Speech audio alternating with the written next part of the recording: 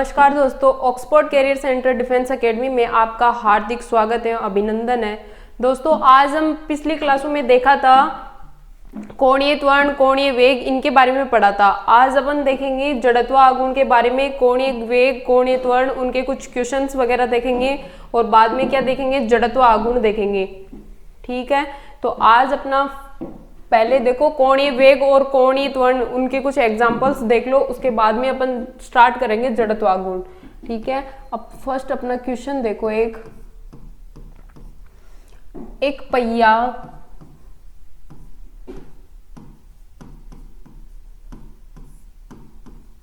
1800 घूर्णन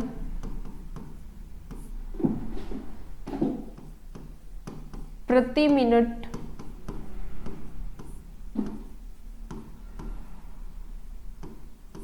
मिनट करता है तो उसका कोणीय वेग ज्ञात करो।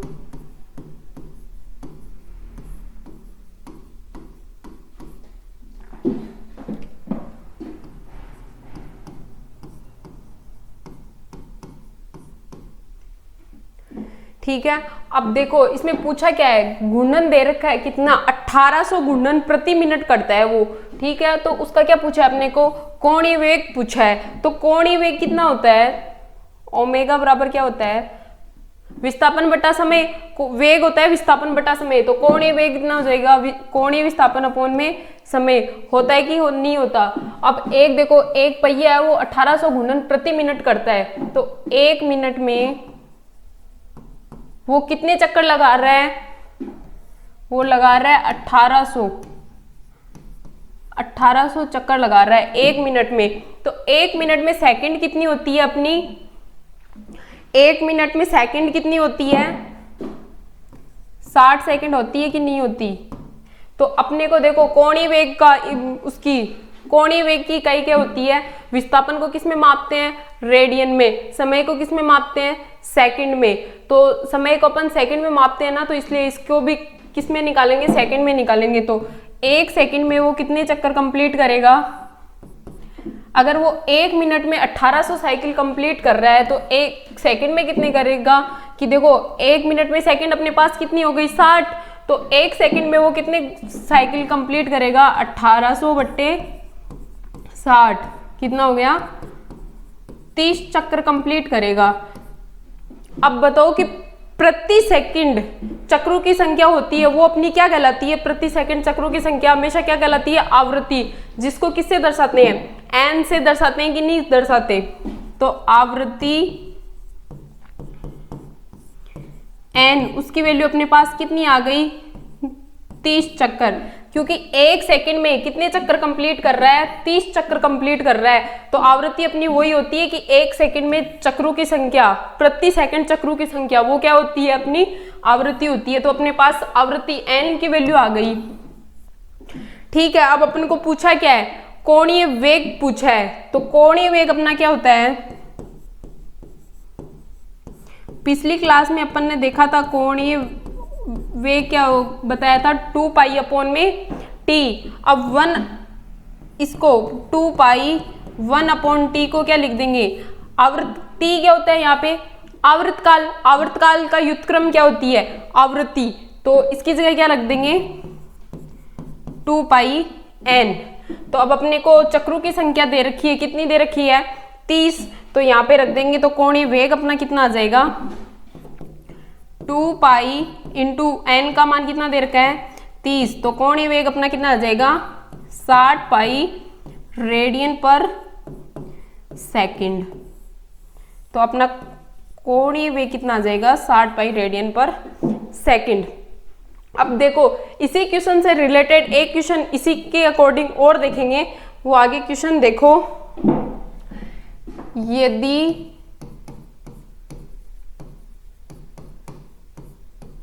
चक्रों की संख्या 10 सेकंड में घटकर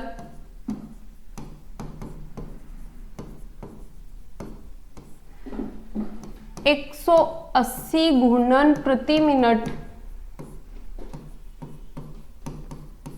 180 घूर्णन प्रति मिनट रह जाए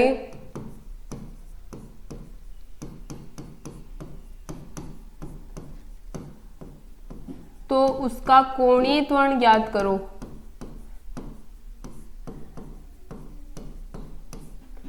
कोणीय त्वरण ज्ञात करो।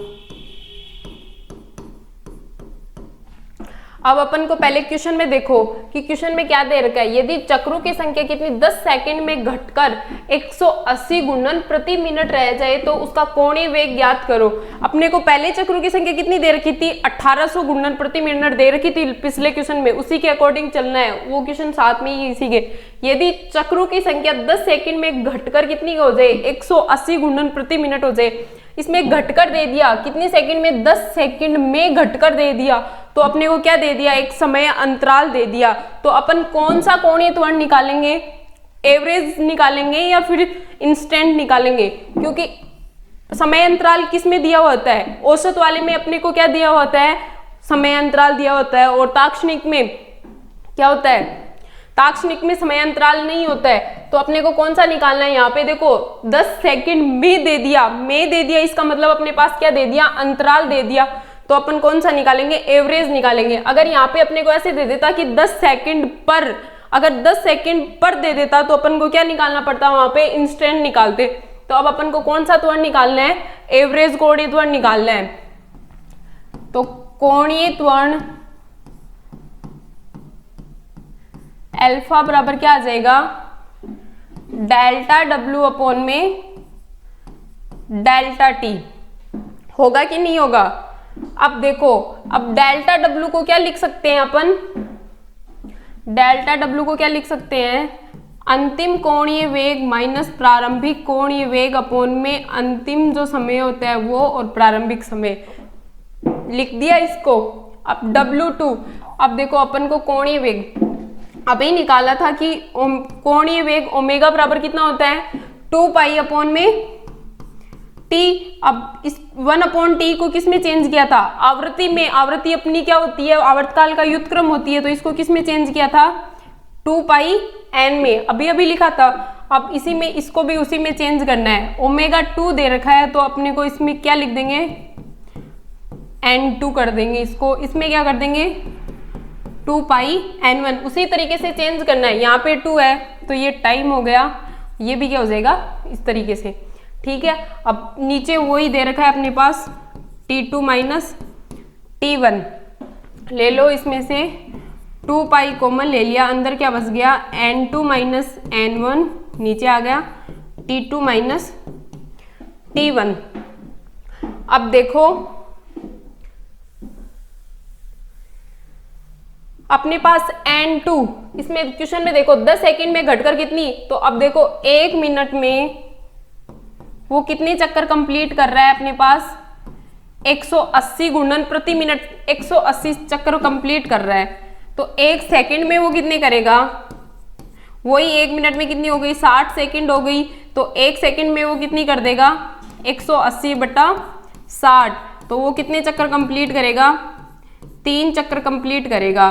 तो अपने पास आवृत्ति N2 का मान कितना आ गया, प्रति सेकंड चक्रों की संख्या, आवृत्ति, तो N2 का मान तो अपने पास कितना आ गया, 3 चक्कर अंतिम, ठीक है। प्रारंभ में अपन ने पिछले क्वेश्चन में कितनी निकाली थी, N1 का मान कितना आया था, वहां पे 30 चक्कर आया था कि नहीं आया था, अरे पिछले पेज में उसी क्वेश्चन के अकॉर्डिंग इस क्वेश्चन में अपने को चलना है, कुछ नहीं। बाकी अब इसमें वैल्यू रख दो 2 पाई, N2 का मान अपने पास कितना है 3, N1 का मान अपने पास कितना है 30, समय अंतराल T2 माइनस T1 का मान अपने पास कितना दे रखा है 10, रख दो 10, 5 कितना आ गया अपने पास मान, माइनस का 27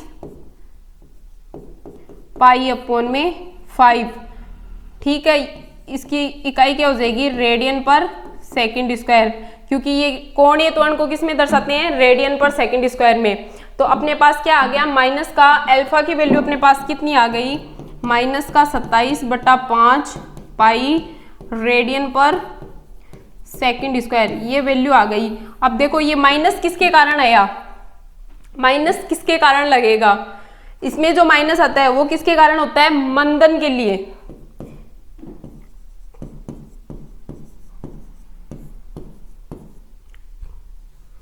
कोणीय गति में मंदन, मंदन के लिए आता है माइनस, और त्वरित गति होती है अपनी, उसके लिए क्या आता है? त्वरित गति के लिए आता है प्लस।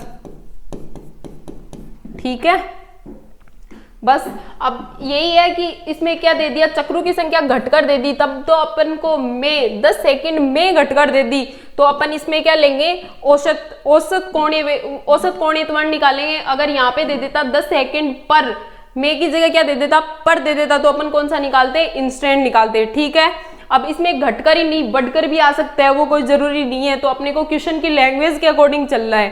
ठीक है, अब नेक्स्ट देखो अपना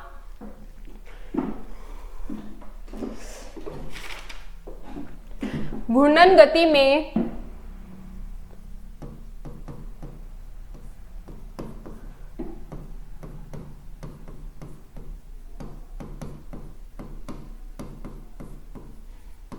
गति के समीकरण।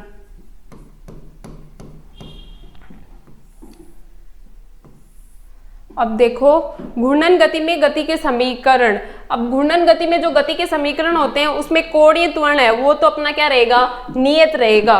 तो लिखो नियत कोणीय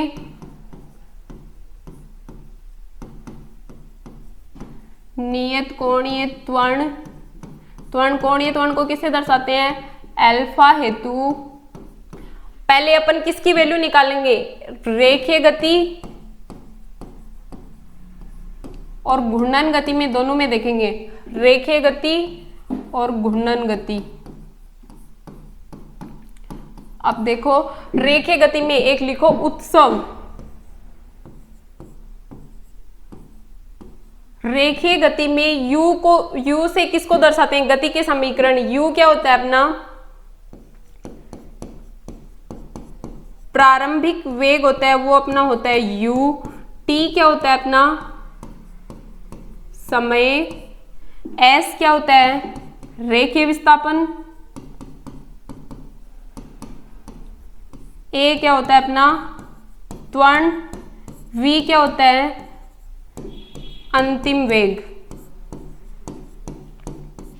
ठीक है, अब इसी को घूर्णन गति में क्या बोलेंगे, देखो u वहां पे किसका काम करता है, प्रारंभिक वेग का। तो घूर्णन गति में जो u काम करता है वो घूर्णन गति में कौन करेगा, ओमेगा नॉट। और फिर क्या है, समय को उसी से किससे लिखेंगे, t से। फिर आगे अपना s विस्थापन, तो घूर्णन गति में विस्थापन को किससे दर्शाते हैं, थीटा से। फिर उसमें त्वरण को किससे दर्शाते हैं, a से। तो अपनी घूर्णन गति में त्वरण को किससे दर्शाते हैं, अल्फा से। और अंतिम वेग को इसमें तो v से दर्शाते हैं, और इसमें किससे दर्शाएंगे, ओमेगा से। ठीक है, अब इसी के अकॉर्डिंग अपने को देखो गति के समीकरण देखने हैं। गति का फर्स्ट समीकरण अपना क्या होता है, गति का फर्स्ट समीकरण क्या होता है, v बराबर u प्लस माइनस at, जहां पे v तो अपना क्या हो गया, अंतिम वेग, u क्या हो गया, प्रारंभिक वेग, a क्या हो गया अपना त्वरण, t क्या हो गया, समय। अब इसी को घूर्णन गति में किससे दर्शाएंगे, v अंतिम वेग, इसमें ये क्या था, प्रारंभिक कोणीय वेग। t क्या था अपना, समय। थीटा क्या था, कोणीय विस्थापन।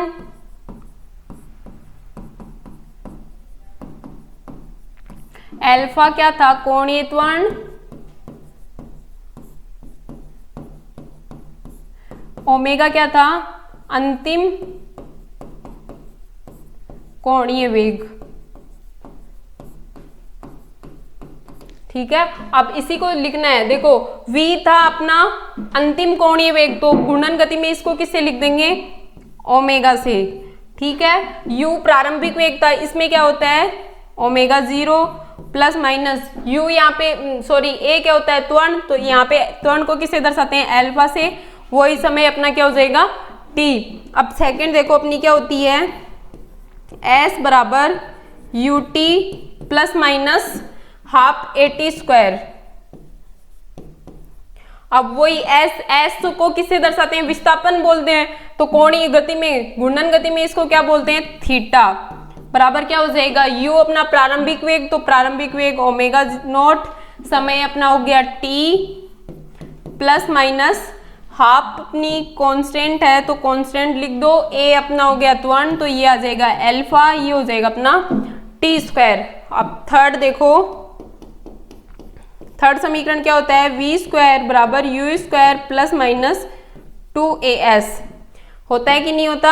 अब इसी में लास्ट में इसको क्या लिख देंगे, अंतिम वेग, तो इसको क्या लिख देंगे ओमेगा स्क्वायर, इसको क्या लिख देंगे प्रारंभिक वेग को omega 0 square plus minus 2, a का त्वरण होता है तो इसकी जगह अल्फा आ जाएगा, और फिर क्या था s विस्थापन है तो इसमें क्या आ जाएगा थीटा।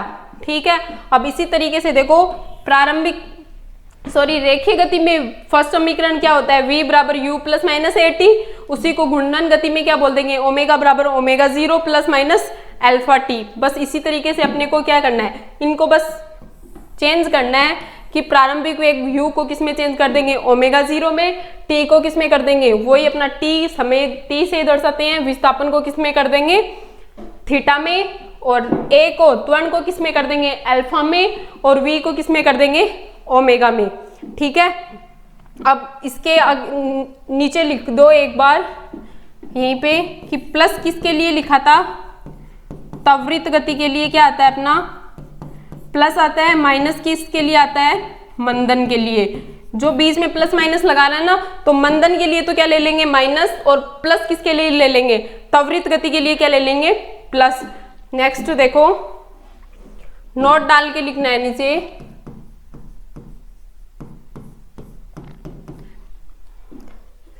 एक चक्र में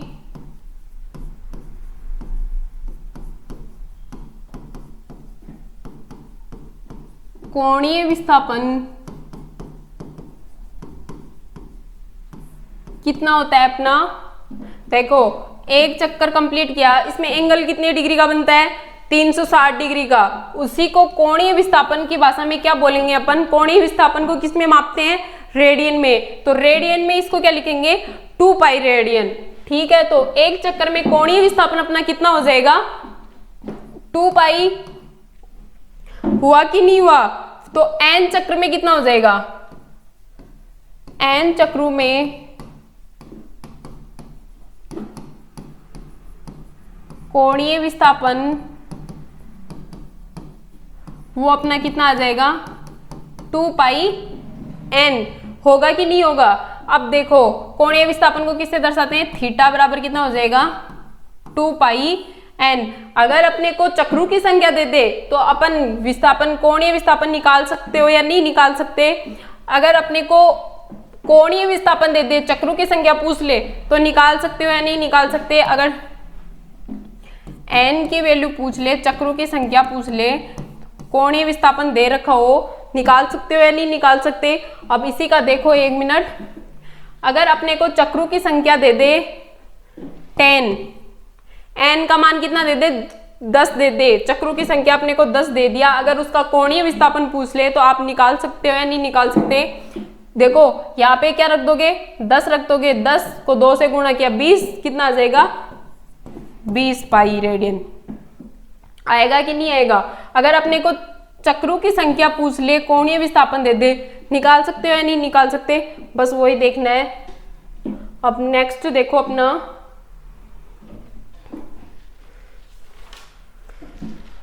नेक्स्ट टॉपिक है अपना जड़त्व आघूर्ण।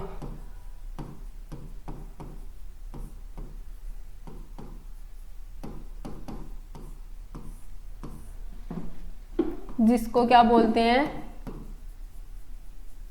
Moment of inertia. ठीक है, जिसको किससे आई से दर्शाते हैं। ठीक है, कैपिटल आई से। अब देखो अपना जड़त्व क्या होता है, पहले जड़त्व क्या होता है, जो अवस्था परिवर्तन का विरोध होता है, किसी की अवस्था में परिवर्तन होना, मतलब वो क्या हो गया उसका विरोध करता है, वो अपना क्या होता है जड़त्व होता है। आघूर्ण क्या होता है अपना? आघूर्ण होता है घूर्णन गति, और घूर्णन गति हमेशा किसके सापेक्ष होती है? किसी अक्ष के सापेक्ष होती है। बिना अक्ष के क्या नहीं होती? घूर्णन गति कभी नहीं होगी। तो जड़त्व तो अपना क्या हो जाएगा? अवस्था में परिवर्तन का विरोध करना, वो तो अपना क्या हो जाएगा? जड़त्व है। अब अपना आघूर्ण क्या होता है? घूर्णन गति। अब घूर्णन गति किसके सापेक्ष होती है? किसी अक्ष के सापेक्ष होती है।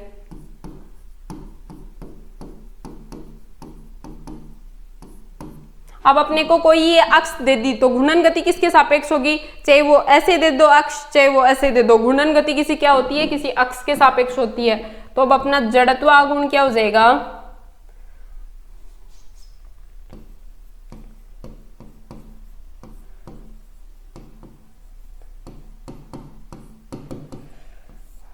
जड़त्व आघूर्ण क्या हो जाएगा? घूर्णन की अवस्था में परिवर्तन का विरोधाभास, वो अपना क्या हो जाएगा? जड़त्व आघूर्ण। इन दोनों के डेफिनेशन से देखो, अगर जड़त्व क्या होता है? अवस्था में परिवर्तन का विरोध, और आघूर्ण क्या होता है? घूर्णन गति होती है अपनी। तो जड़त्व आघूर्ण अपना क्या हो जाएगा? घूर्णन की अवस्था में परिवर्तन का विरोधाभास। घूर्णन की अवस्था में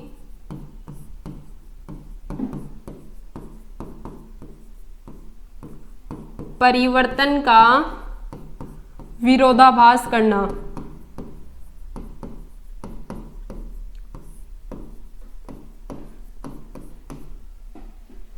अब अपना जड़त्व वही होता है, अवस्था में परिवर्तन का विरोध, कि वस्तु कोई कण है वो क्या बोलता है कि मैं जहां हूं मैं वहीं रहूंगा, वो क्या होता है? उसका विरोधाभास होना, वो मतलब क्या होता है? जड़त्व है। तो उसी में जड़त्व आघूर्ण को क्या बोलते हैं? घूर्णन की अवस्था में परिवर्तन का क्या करना होता है?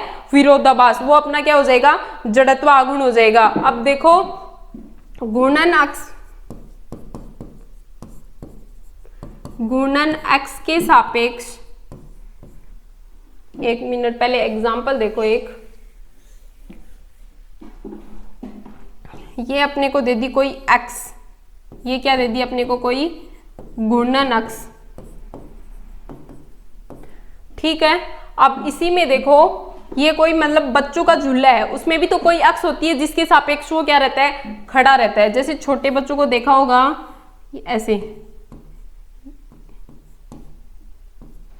ठीक है। एक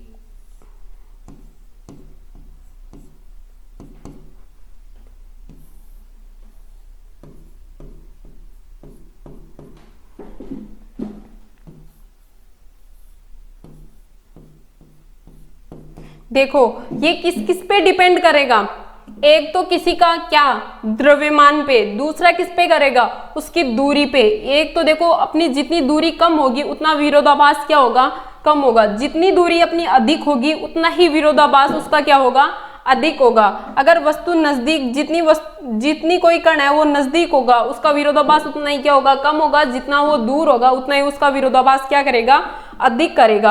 अगर यहाँ पे कोई बैठा है तो उसका एक तो किस पे निर्भर करेगा? उसके द्रव्यमान पे। अगर किसी का इसका द्रव्यमान ज्यादा है, इसका द्रव्यमान कम है, तो विरोधाभास कौन से का ज्यादा होगा? वही देखना है अपने को। तो एक तो किस पे डिपेंड करता है? एक तो द्रव्यमान पे, दूसरा किस पे करेगा? उसकी लंबवत दूरी पर, घूर्णन अक्ष से लंबवत दूरी पर। अब देखो, घूर्णन अक्ष के सापेक्ष किसी कण का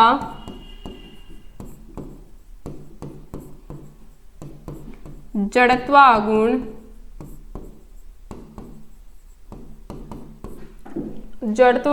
I वो किसके बराबर हो जाएगा?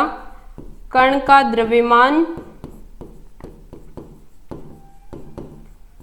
साथ में क्या आएगा? घूर्णन अक्ष से लंबवत दूरी। घूर्णन अक्ष से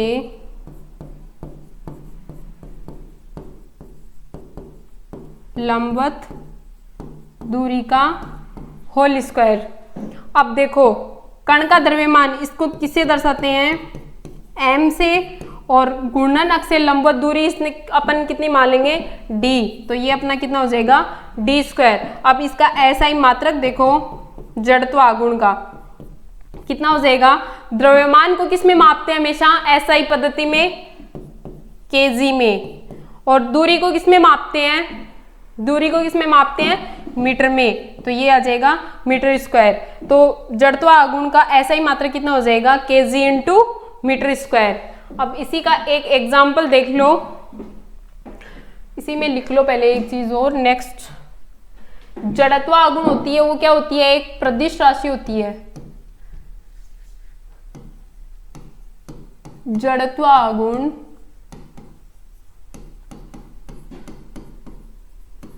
एक प्रदिश राशि होती है।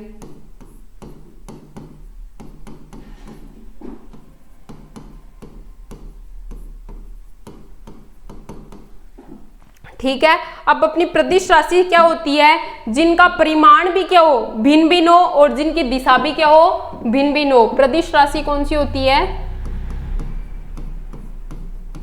जो ना सदिश होती है और ना ही क्या होती है अदिश होती है। प्रदिश राशि कौन सी होती है, ऐसी राशियां जिनका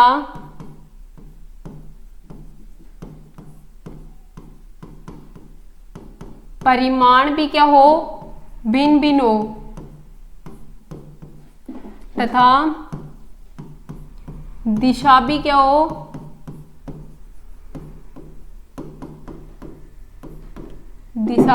भिन्न भिन्न हो। प्रदिश राशि कहलाती है।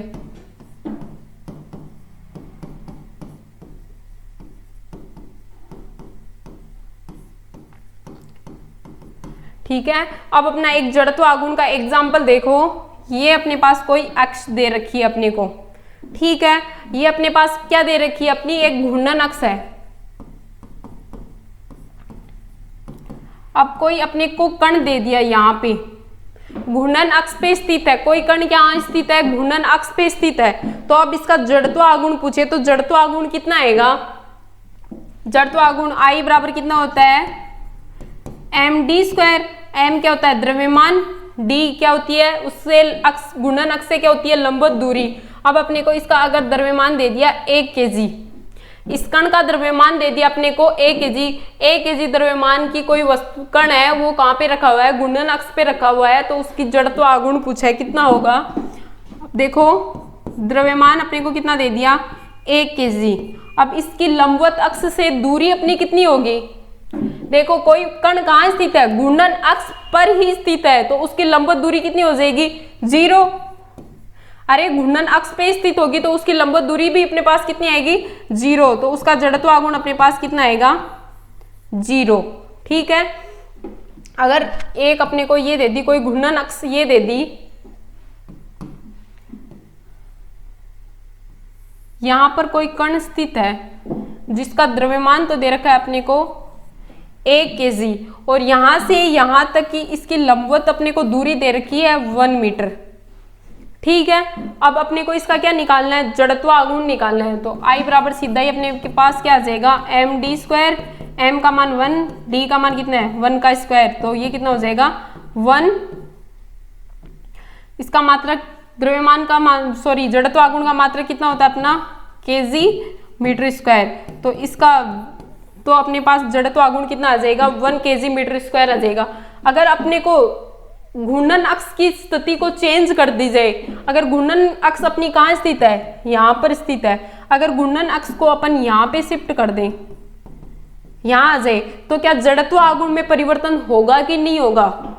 अगर जड़त्व आघूर्ण में परिवर्तन होगा कि नहीं होगा, ये अपने को यहाँ से यहाँ तक की दूरी 1 मीटर दे रखी है, वही द्रव्यमान कितनी है 1 kg। अगर इसको यहाँ से यहाँ तक ½ मीटर इधर खिसका दी जाए तो इसके जड़त्व आघूर्ण पर फर्क पड़ेगा कि नहीं पड़ेगा, वो देखो अपना अब यहाँ से यहाँ तक की दूरी का कितनी दूर किसका है, 1/2 मीटर, इसको इधर किसका है।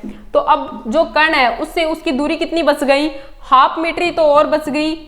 1 मीटर थी, यहाँ से यहाँ तक की 1 मीटर थी, 1/2 मीटर घूर्णन अक्ष को इधर किसका दिया, तो इसकी कण से दूरी कितनी बच गई, 1/2 मीटर बच गई। तो अब इसका जड़त्व आघूर्ण आई वो किसके बराबर होगा, md²। कण का द्रव्यमान कितना है, वही अपने पास कितना है, 1 kg है, और उसकी दूरी कितनी हो गई, 1/2 मीटर, तो 1/2 इसका क्या हो जाएगा, होल स्क्वायर। तो ये अपने पास कितनी आ गई, 1/4 kg मीटर स्क्वायर। तो इसका जड़त्व आघूर्ण, अगर घूर्णन अक्ष को किसका दिया जाए इधर उधर, तो उसके जड़त्व आघूर्ण पर फर्क पड़ेगा कि नहीं पड़ेगा, पड़ेगा। देखो अपने को वही द्रव्यमान की वस्तु है, बस ओनली घूर्णन अक्ष को इधर उधर किसका है, अगर इसको यहाँ पर और किसका दिया, कहीं पे भी किसको, इसका जड़त्व आघूर्ण अलग अलग आएगा कि नहीं आएगा, वही अपने को देखना है। तो अगर घूर्णन अक्ष हिल जाएगी तो क्या हो जाएगा, उसका जड़त्व आघूर्ण भी क्या हो जाएगा, चेंज हो जाएगा। अब आगे अपन आज इतना ही देखेंगे, बाकी देखेंगे नेक्स्ट क्लास में। और नेक्स्ट क्लास में अभी जड़त्व आघूर्ण अपना टॉपिक कंप्लीट नहीं हुआ, इसी के बारे में आगे नेक्स्ट क्लास में भी इसी के बारे में पढ़ेंगे। धन्यवाद।